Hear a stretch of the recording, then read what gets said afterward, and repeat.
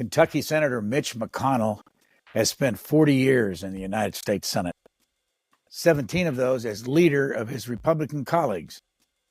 That's the longest any senator has been at the top of the leadership rung in either political party. Senator John Thune was elected a few weeks ago to head up the Republican majority in the Senate in 2025. Meanwhile, journalist Michael Tackett's book, a profile of Senator McConnell, is called The Price of Power and subtitled How Mitch McConnell Mastered the Senate, Changed America, and Lost His Party. Mike Tackett, the deputy Washington bureau chief of the Associated Press, conducted over 50 hours of interviews and was granted access to never-before-released oral histories. Mike Tackett, in your book about Mitch McConnell, there's a story in the epilogue I want you to tell. So Mitch McConnell met Lamar Alexander, the senator from Tennessee, who was also the governor of Tennessee, who was also a presidential candidate and also the education secretary. They met in 1969 in Washington when they were staffers. And Alexander's boss said, "You need to meet this guy, Mitch McConnell." And they met then and they remained friends into today. And so they were really good friends. And one of the things that Lamar Alexander said to Mitch McConnell was, "You'll always be remembered for the last thing you do." And in this case, as the leader of his party, the last big thing that he did was to secure aid for Ukraine. And it was one of the times when Mitch McConnell really put his political capital at risk, really did something that wasn't necessarily in his political interest, because the right flank of the Republican Congress was against this. The Vice President-elect J.D. Vance was against this. The President-elect Donald Trump was against this.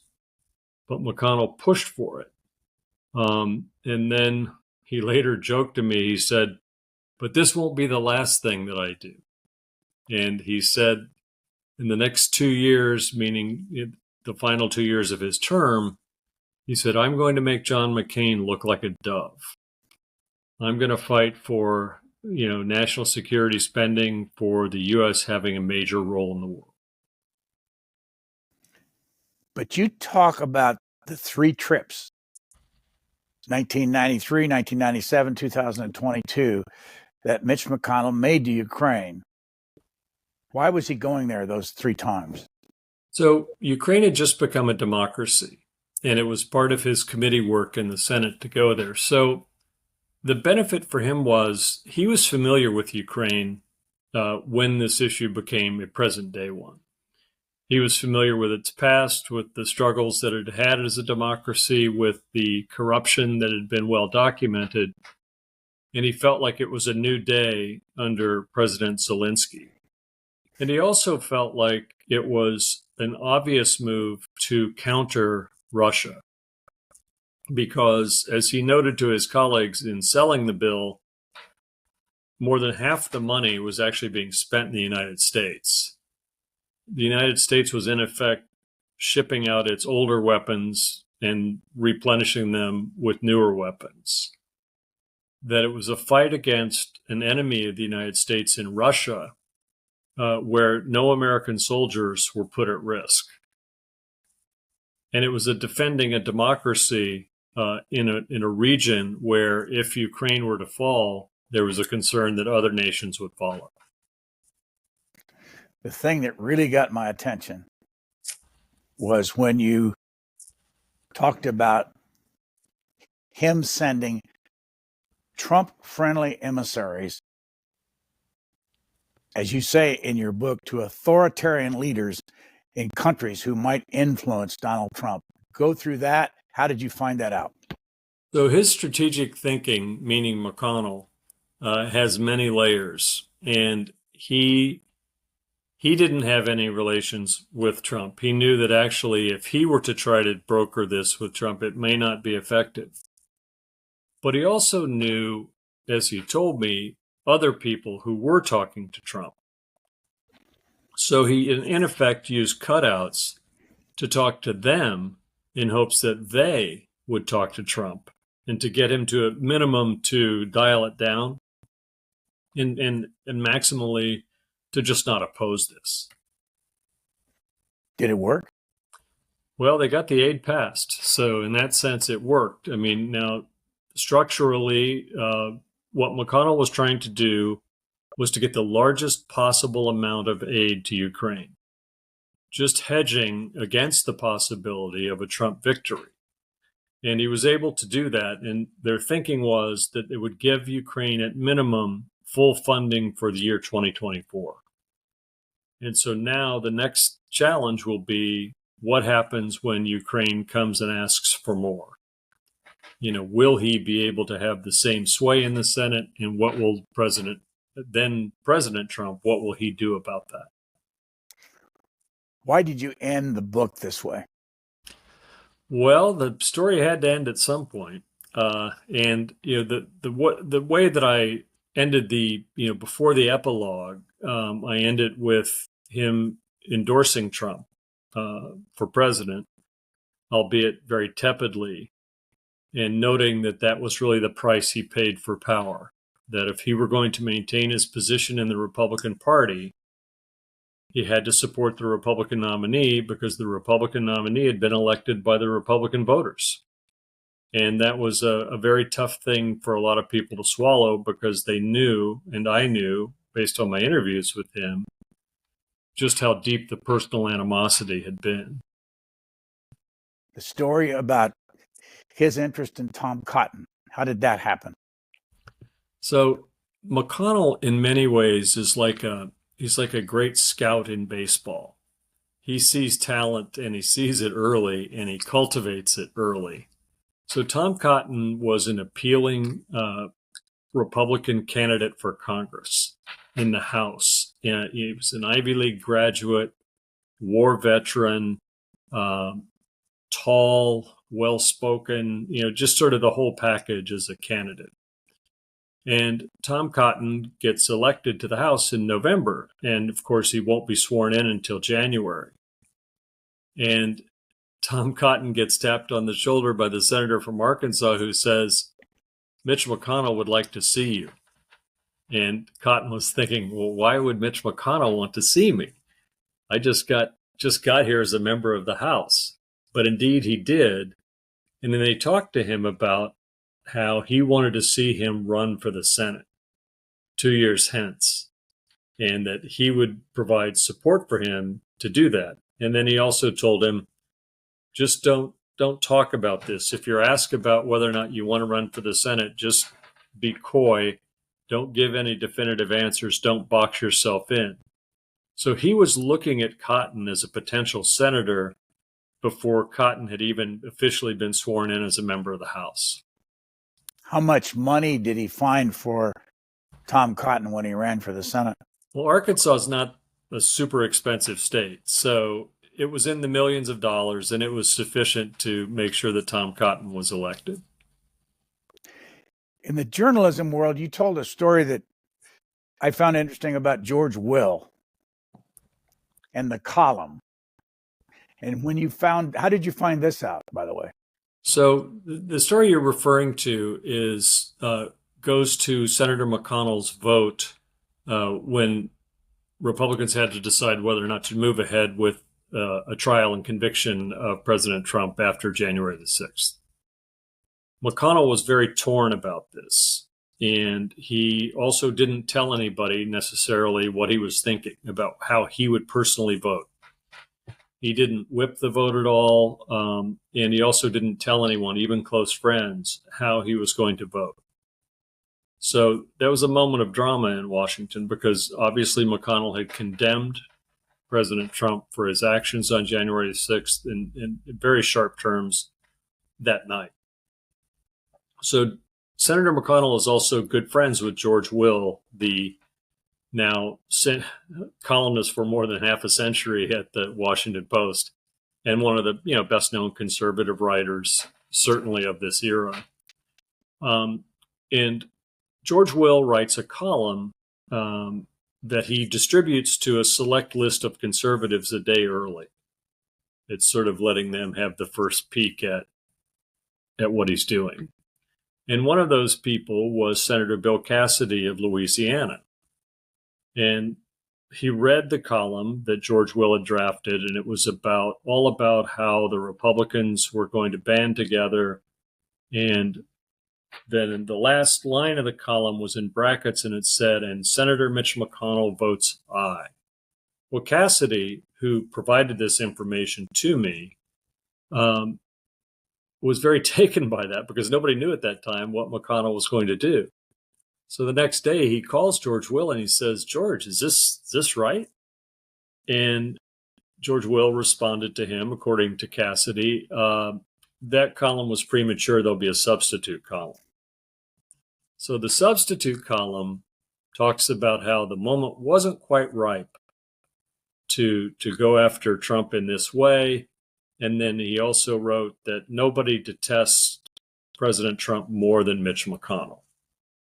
So Cassidy, just to be transparent about this, he gave me both of those columns, but he had also asked George Will if it was okay from Will's perspective for him to do so. So when he provided that to me, I was really, I was grateful. That was quite a bit of piece of information to get. And I think it tells you just how close McConnell was to going the other way.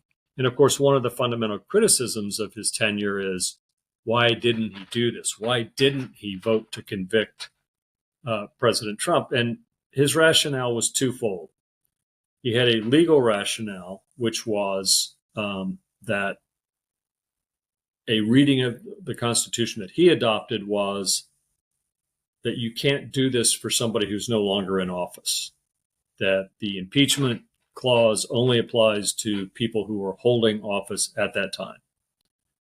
The political rationale was that if you were to do that, and convict him, then you no doubt deflate all the energy in the Trump base in the Republican Party, and you suffer mightily in the midterm elections. Now, a lot of people will look at that and think, well, yeah, it's a pretty cynical calculation.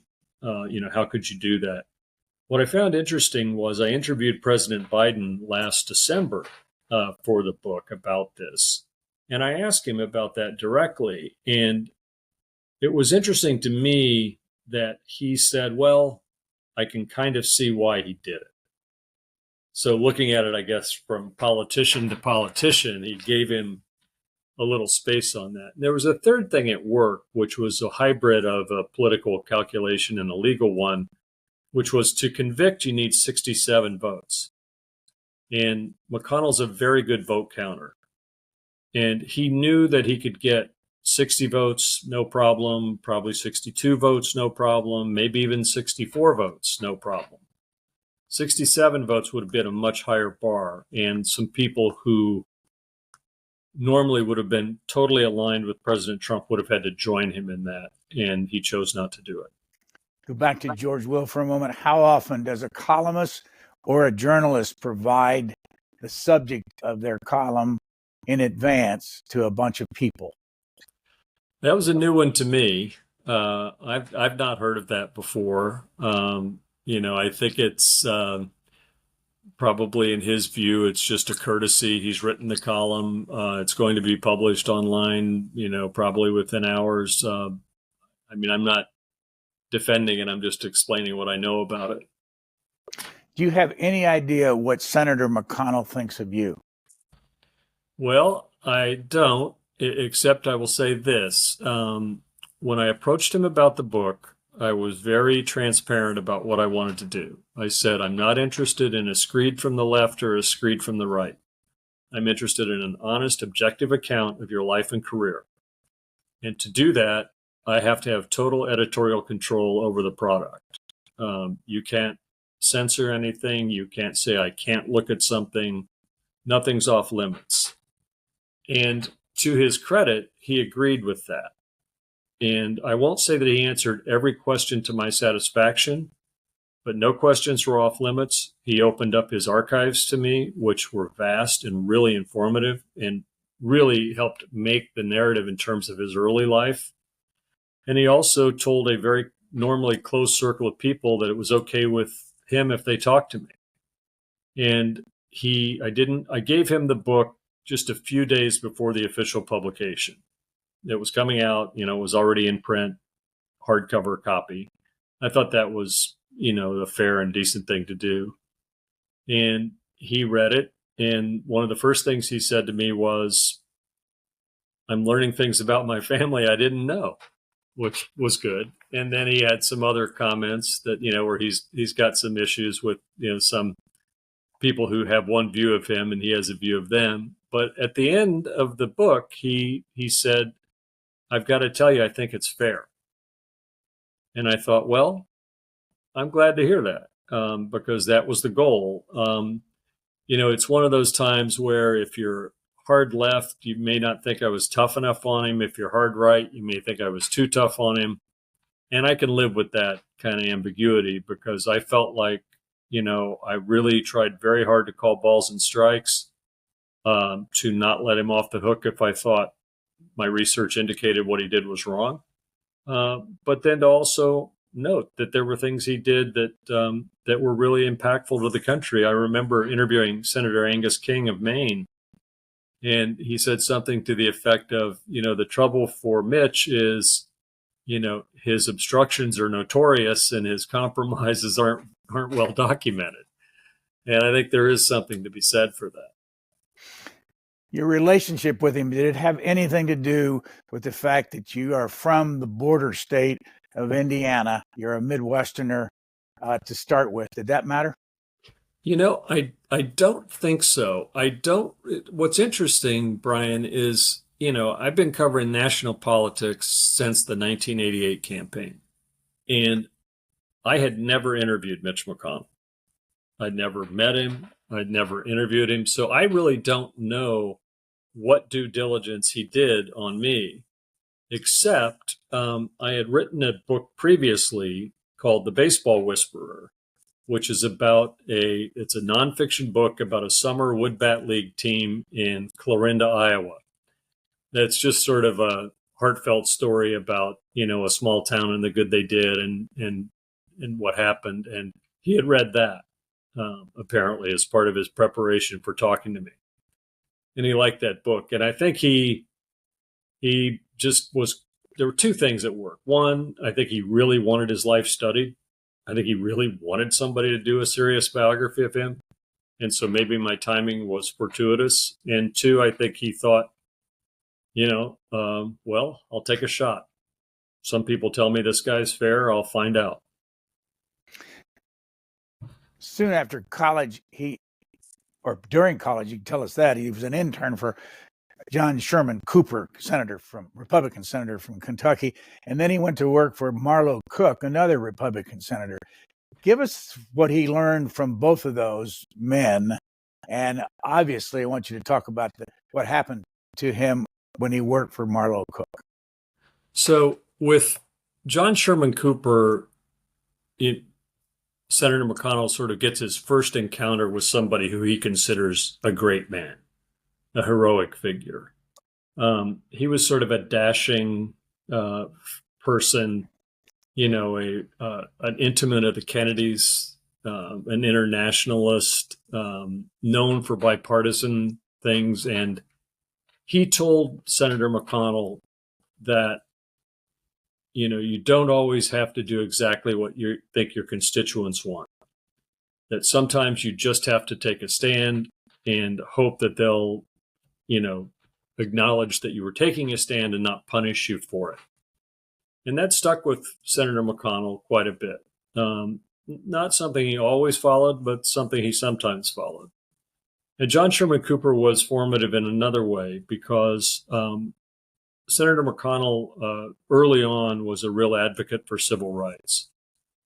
And I think John Sherman Cooper helped to nurture that. And one of the ways he did was Senator McConnell was visiting after his internship one time, and John Sherman Cooper took him over into the Capitol. And it was just happened to be the day that LBJ signed the Civil Rights Act. And so he never really forgot that. he didn't really live his own career following that of John Sherman Cooper, and he acknowledges that. He's more conservative than Cooper was. He is less willing to buck his constituents, perhaps, than Cooper was. Marlowe Cook was a different person. In his private oral histories that I had access to, he really didn't think that much of Marlowe Cook. He tried to butter him up from time to time. He tried to tell him, oh, you could be president someday, and we're so proud to work for you. But he thought he was a bit of a dilettante and didn't work very hard and really didn't accomplish nearly what he could have. Nonetheless, it was a very formidable experience for him and formative because it really was the moment where he got to go deep into the process of a Supreme Court nomination. So there were two very controversial nominations at the time, Haynesworth and Carswell, Nixon nominees, and both ended up either being withdrawn or defeated. And it was McConnell's job to draft documents to give a recommendation to Cook about who to back and who not to back.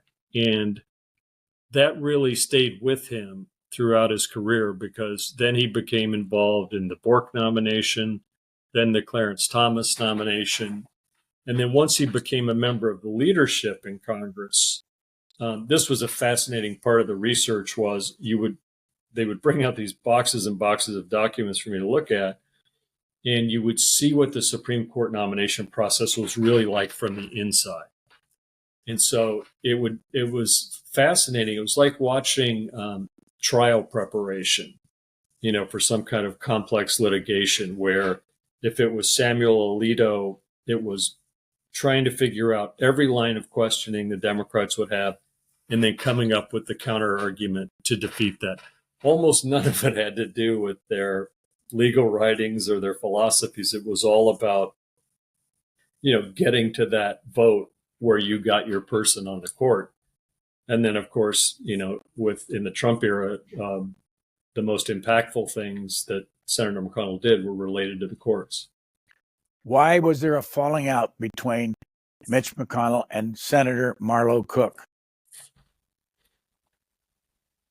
Well, there are a couple different explanations for that, but one of them is that McConnell really wanted to get on with his own political career. So he wanted to leave. He didn't think that much of Cook. And Cook then later, some of his people accused McConnell of trying to undermine Cook's own campaign for re-election. McConnell says that that's preposterous, that, he knew that he couldn't start off in life by running for the Senate. And so Cook ended up endorsing McConnell's opponent in 1984, D. Huddleston, the incumbent Democratic senator. Cook became a lobbyist, and then so McConnell sort of derided him as well. He's a lobbyist now during the 84 campaign. Read you a quote from your book from former Senator Barbara Boxer. Most of the time he's brutal and angry appearing, and I often would say, I don't know why Mitch does this stuff. He always looks so angry, but he must love his job. Did you interview her, and why did you interview her, and what came out of that story? So I did interview her because one of the things that if you read Senator McConnell's memoir, he talks about the Bob Packwood case. Senator Bob Packwood of Oregon, just to remind people, was accused of sexual harassment. It was a big scandal at the time in the early 1990s. And initially, Senator McConnell was not opposed to Packwood. He wasn't doing that much about it. Barbara Boxer was very opposed and really wanted to have serious investigations of it. And Senator McConnell, by Boxer's rendering, and I interviewed her for this, that he was saying he was going to, release damaging information about other Democratic senators and, playing really hardball about how far they would go to push on investigating Packwood. Then the Senate leadership at the time, the Republican Senate leaders, also did not want McConnell to do this. And so there was a lot of friction between McConnell and Boxer, and it got very argumentative. And, she'd like to say, well, I'm from Brooklyn, I don't back down. And ultimately, McConnell comes over to her point of view and is among those people who does help to force the resignation of Packwood. Boxer said that she felt so ill-treated by him that she didn't talk to him for almost 20 years, that she just found him humorless and bullying, and she didn't care for him. But then they ended up finding common cause over a transportation bill, and they joined forces. And after that, they went out to dinner, and she bought him a tie, and he brought her a Louisville Slugger baseball bat. So I guess life is long in their view, and they had definitely moments of real fighting, but they patched it up at the end. Explain this. Senator Packwood had to resign from the Senate. He's still alive. He's about 90 years old. But he left the Senate with all of this baggage and then went out and was successful as a lobbyist. How does that happen in this town? Well, it's funny because you can just walk around town just on a lunch hour, and you'll see 3 or 4 former senators or, people who were chiefs of staff at the White House or something. And it really is as though they never leave. And so it doesn't necessarily surprise me, because somebody thought he's got a certain level of expertise and, more importantly, a certain level of influence, that if you're a corporate interest who needs a good lobbyist, he's the guy who can open the door. And as we know, the Senate, even for people who have to leave in disgrace, it's still a bit of a club, and you almost have a permanent key to get in. After I read your book, I looked at the title a couple of times and thought, is that a double entendre? The price of power. And the reason I ask it that way is the money story through this book seems to me to be incredibly important to understand about this town. I think it is. I guess I understand why you say that. I didn't intend for the money side of it to be that part of the title. I really was more focused on just sort of what was the personal and political price he paid for retaining power. But money is a central part of the Mitch McConnell story. And it's fascinating to me because in the early 1970s, when he was contemplating a run for office, he writes an op-ed in the Louisville Courier-Journal where he talks about the evil of money in politics and why the spending should be capped, and how money is a cancer on the system. And it didn't take him very long to change his mind and realize how important money was. And so he was fixated on it in his early races. And then in the late 1980s, started to fashion a view that money was actually speech, that it was not just sheer dollars. It represented a form of First Amendment speech. And that was an unpopular position to take at the time because, the idea of reform always sounds good. But many of his colleagues, I think, privately were glad that he took it up, because they didn't want to have too many limits, especially if you're an incumbent. You don't want too many limits on how much money you can raise. So he carries that fight through and ends up with 2 formidable opponents in John McCain and Russ Feingold, because they're trying to really reform the system with the McCain-Feingold finance legislation. McConnell is vehemently opposed to that. And they get in a lot of arguments. Feingold called him Darth Vader. And then McConnell actually sent him kind of a funny note back and said, don't worry, Darth Vader's still here. He and McCain had knockdown, drag-out arguments about it. And then McConnell, he wanted to be associated with this. He wanted to be the named plaintiff in a lawsuit that went to the Supreme Court. And it was a lawsuit that he lost. And so, at that point, he called up McCain and said, John, you won.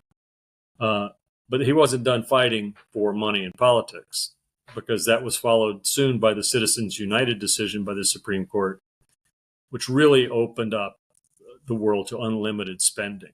Interestingly, I think Republicans at the time of that decision thought that would disproportionately favor them. But I think history has shown now in the last couple of election cycles, it's a bit of a zero-sum game. And neither party has the high ground when it comes to using dark money in politics. This, in the grand scheme of things in your book, is a small item, but I wanted you to explain it. You say that when Mitch McConnell was going to speak at the Alpha Club, that nobody goes to except the elite group in this town, dressed in their white tie and tails. I doubt if they go the tail route, but.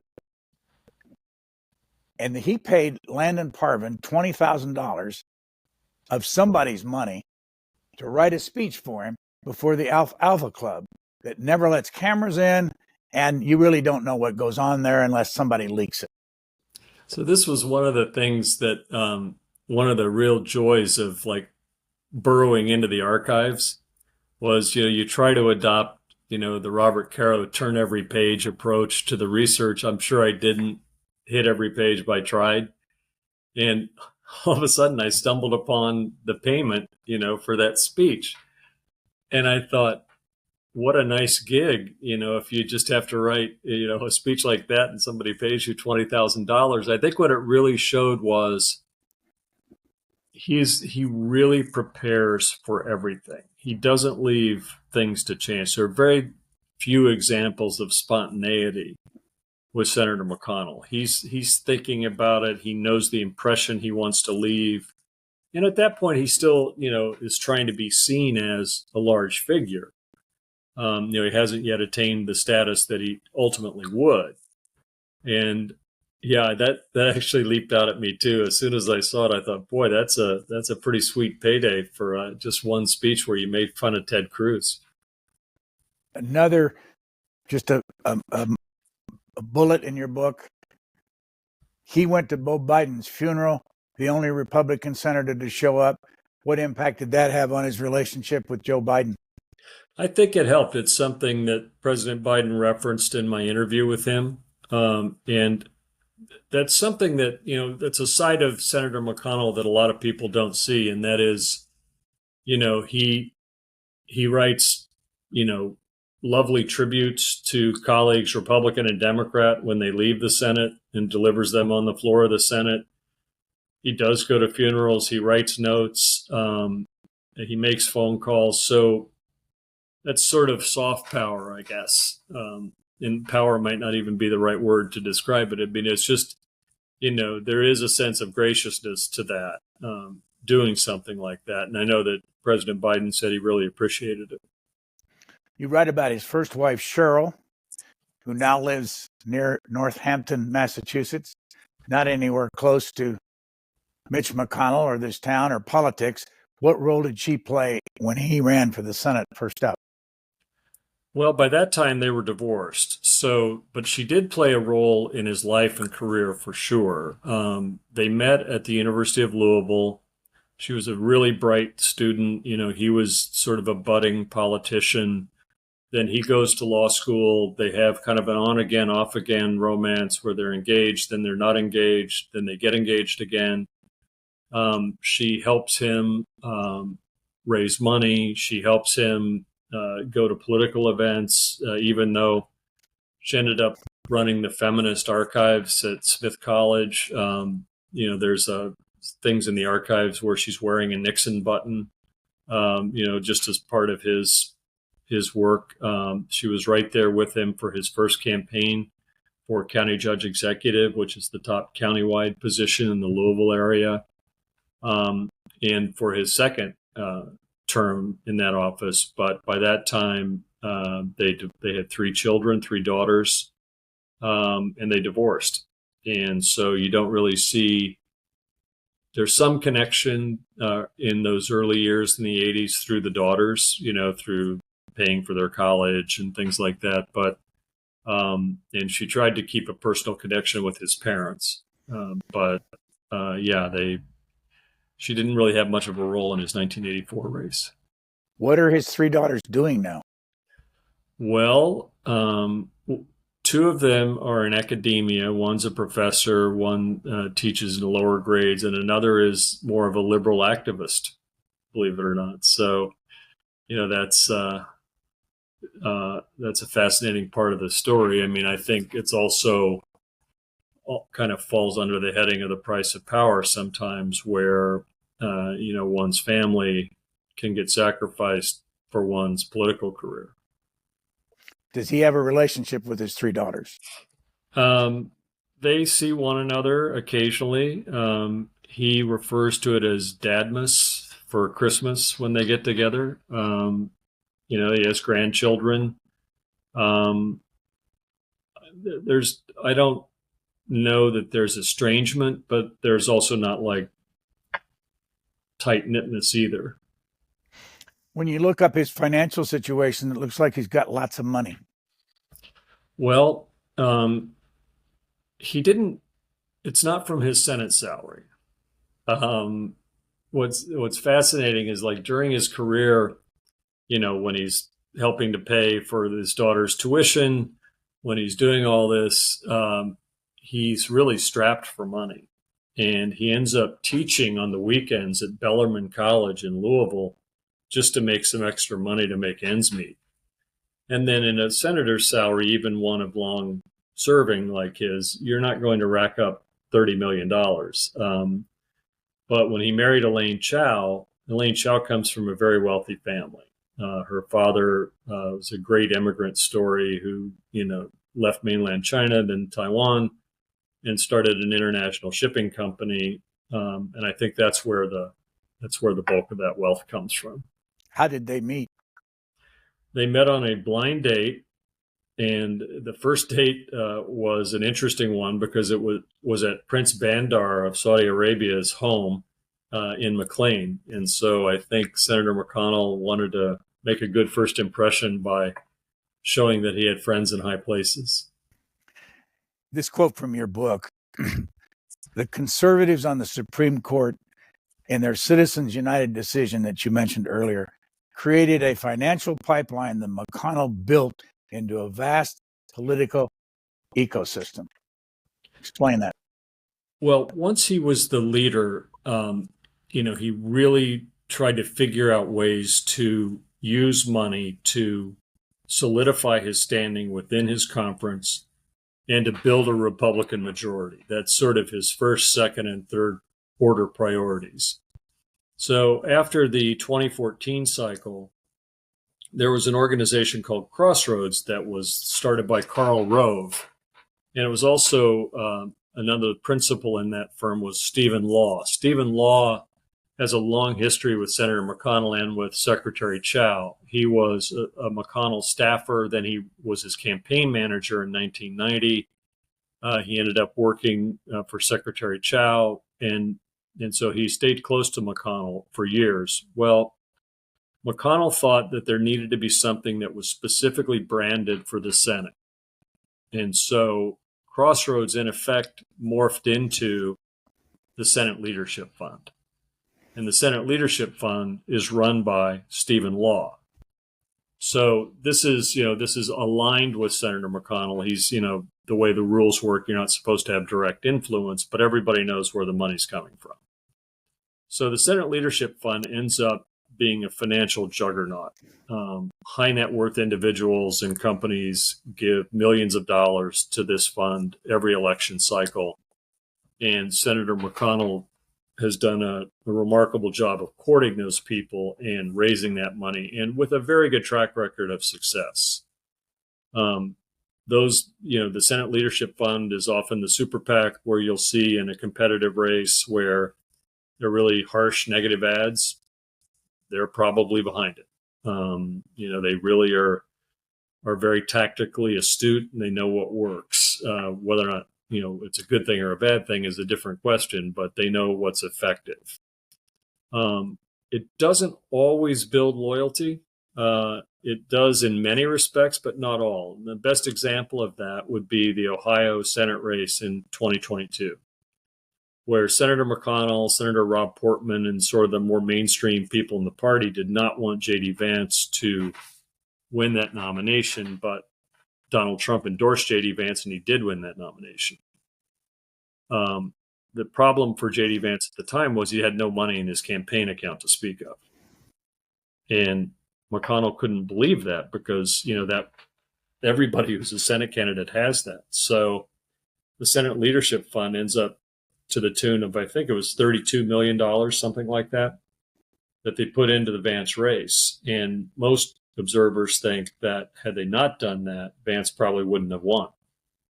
And it turned out, it did not yield any loyalty from Vance. In fact, in many ways, the opposite, because Vance opposed Senator McConnell in many ways. What's One Nation? One Nation is the sort of cousin of the Senate Leadership Fund. This is one of those classic Washington fictions where you walk into one door and you find two organizations, and one takes contributions that have to be disclosed and one takes contributions that don't have to be disclosed. And they're, in theory, not supposed to cross-pollinate. But in fact, sometimes they're led by the very same people. So it's an example of how both parties exploit the campaign finance laws to do what the laws are designed for them not to be able to do it, but the way they're written, they can do it anyway. Stephen Law runs One Nation? It's in his office, yeah. And so he's got the Senate Leadership Fund on one side and One Nation's on the other side. So Stephen Law goes out and raises money for One Nation, which is a super PAC where the donors don't have to be disclosed. But I assume that Senator McConnell knows who the donors are. Oh, yeah. I mean, the way it works is they'll go in and they're very clear about how they do this. So Senator McConnell will go in and talk to the donor. Like, this is our agenda. This is what we want to do. This is how we think this is our read of the political landscape. And then, of course, he never makes the ask. Somebody from Law's organization makes the ask, because you have to have that separation to abide by the fair election law. So J.D. Vance wins the Senate, comes to Washington, is picked to be VP. If Mitch McConnell hadn't given him the $32 million, he may not have been elected. So the donor, what does the donor want? Do you have any sense of that? And these donors often give to several different campaigns. No, of course they do. And I mean, what Senator McConnell had said to me was the people that donate to the Senate Leadership Fund, he said they're almost never concerned about social issues. So overturning Roe versus Wade, for instance, is never a priority.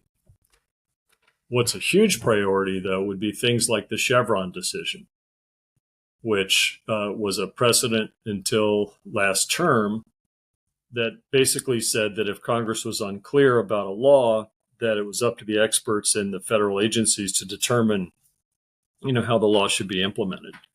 And it's something that corporate interests have, fought really for years. And there are thousands of cases involving Chevron that are cited in the lower courts. But in terms of impact for a donor, that's far more important for them than the Dobbs decision that overturned Roe, or for the affirmative action decision. That's what they really care about. The McConnell Center is it at the University of Louisville or Kentucky? Louisville. McConnell Center he set up back in 1991, you say? Right. Where did the money come from?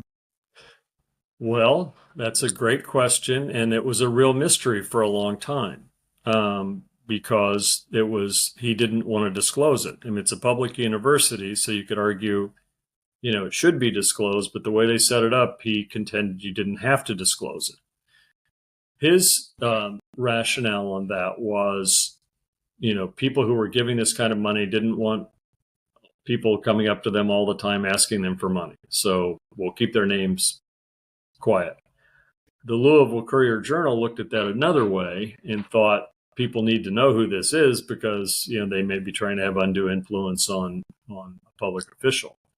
So the Courier-Journal sued the McConnell Center and Senator McConnell, trying to get the donors identified. And produced a pretty good list of some of the top donors, and really most of them would be unsurprising, like Brown-Forman, the huge distillery company, and other big donors in Louisville. So some of the information is out there, and some of it isn't. And the McConnell Center is an interesting example of how Senator McConnell, once he won re-election in 1990, I think he thought, I can be in the Senate for a while.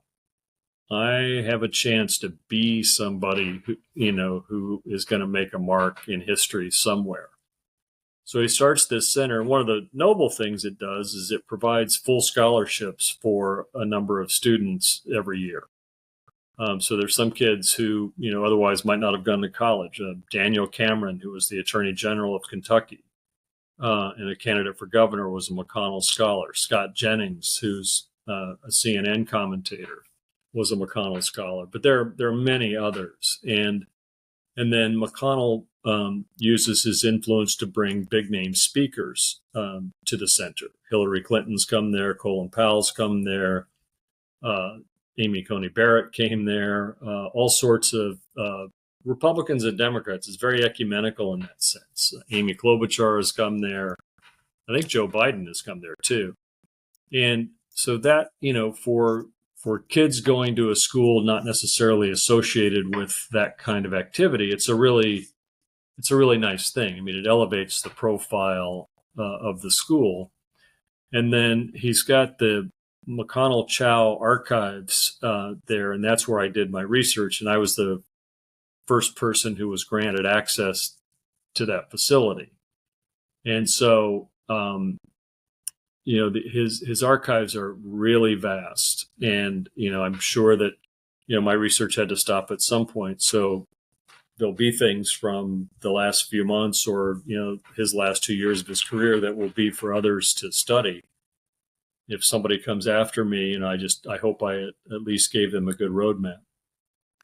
You refer in the book to a trip that Senator McConnell and his wife, Elaine Chao, took to Utah in support of Orrin Hatch's Hatch Foundation out there. My question to you is, did the taxpayer of this country send any money to the Hatch Foundation or any money to the McConnell Center at the University of Louisville? I don't know the answer to that. So in other words, there's no way of us finding out how the money is being spent in these centers that are being created around the country in the name of these senators. Well, I think different states have different disclosure laws. So it's not that there's no way, but sometimes the way they're set up, they're fairly opaque. What's this experience been like for you? Well, as somebody who's been in daily journalism now for, I hate to say, more than 4 decades, it was a great diversion, a great adventure. I considered it both a real challenge and a real opportunity, because if you're used to, running and gunning, or even if you get a chance in the old newspaper world to work on a long-term project, it's nothing like slowing down to do the research you need to do for a book. I got to meet people I otherwise probably wouldn't have met. I got to really unpack a life of somebody who most people don't know very much about. And so I found it to be, really kind of a fascinating adventure. The story of Mitch McConnell and the draft. So this was the one thing Mitch McConnell did not want to do, was to go to Vietnam. But, he's not alone in that, of course. There were plenty of politicians who felt the same way and took the same route. So after law school, he gets into the Army Reserves. And, there's nothing particularly untoward about how that happened. It just, that was an opportunity. He was, somebody who had an advanced degree, so it sort of made sense. He goes there and instantly doesn't want to be there, because there are a couple reasons. One is he has difficulty keeping up physically with people because he had polio as a child. And there were some lingering effects of that. And one of them was the inability to do a lot of running. And so he was sort of left to like clean the barracks, and, he was really bored with it. And so he came up with the idea that he had optic neuritis, which was an inflammation of the eye, fairly common condition, but one that, could be disqualifying because at the time there was some thinking that it was a precursor to multiple sclerosis. So he got an eye doctor in Louisville to send a letter to say that he had this condition and he'd had it 2 other times before, and they were worried that it might lead to MS, and therefore, he probably wasn't medically fit for service. So it happens that the military agrees, and they decide to give him a medical discharge, and he was in service for all of like 4 or 5 or 6 weeks. In that process, he went to great lengths to try to come up with a reason to get out. One of them was he wanted to give the impression that he wanted to get advanced education and master's in law at New York University. So he comes up with that idea, and then he enlists his then girlfriend, Cheryl, to help him write a letter, and he said, and forge my signature if we need to. It turns out he never did apply to NYU Law School. He got out, and, in many of his campaigns, people tried to make an issue of this. It didn't resonate with voters. And I have to say, he handed me his military records. Like, he gave them to me, including the legal pad sheet of paper where he had given Cheryl the instruction to just file this form and forge my signature. So his military career was brief. His father, on the other hand, was a World War II veteran who, marched through Europe and ends up in Pilsen in the former Czechoslovakia, faced some very heavy kind of combat. But he also supported Senator McConnell's decision to get out of the Army. This quote from your book: Chow had asked her husband for some tips about talking to Trump before her interview for the transportation post. She was Secretary of Transportation. In an oral history, McConnell said he told her, quote, "Honey, just get your hair done up and your makeup and everything will be fine." He said Trump called him while she was in his office and said, "Wow, she's really good looking." Why did you use that? Well, I thought it was revealing of the process, and it was also revealing of how Senator McConnell had a pretty good bead on what would work in trying to persuade Donald Trump of things. And he ended up being right because she got a cabinet post out of it. There are a lot of odds and ends I'd like to ask you about, but I'll just ask you this one.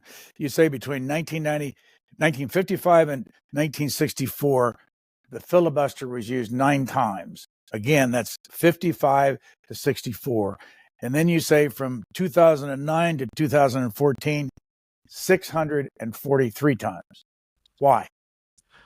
Well, it became, as opposed to a tool to, really try to extend the debate over a fundamentally important issue, it just became a common tool of obstruction. It became a way for the minority party to simply say no, to put the brakes on whatever the opposite party was going to do. And there are a lot of people who think that the filibuster is abused. On the other hand, Democrats who were calling for the elimination of the filibuster before the November election, I suspect will be saying long live the filibuster for the next 4 years.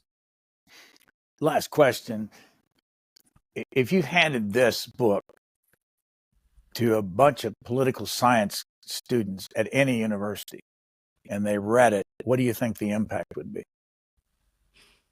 I hope the impact would be that they had a fuller understanding of someone who they had perhaps only seen in monochrome. The voice behind the lectern at the weekly stakeout conferences, the voice in the well of the Senate, giving the partisan cause fire every day. And they would find a more complex individual, and they would also see a path to power that had some very unusual twists and turns. Michael Tackett is a leader in the AP Washington Bureau. He used to work for the New York Times. We first met him on C-SPAN at the Chicago Tribune. The name of the book is The Price of Power: How Mitch McConnell Mastered the Senate, Changed America, and Lost His Party. Thank you very much, Mr. Tackett. It's my pleasure, Brian. Great to see you. Thanks for tuning into this week's Booknotes Plus podcast. If you have a moment, please consider rating and reviewing us wherever you listen to podcasts. Your feedback will help others discover the program. And don't forget to share this episode with friends and family. For the latest on new episodes, schedule updates, and more, follow us on X @C-SPAN Radio.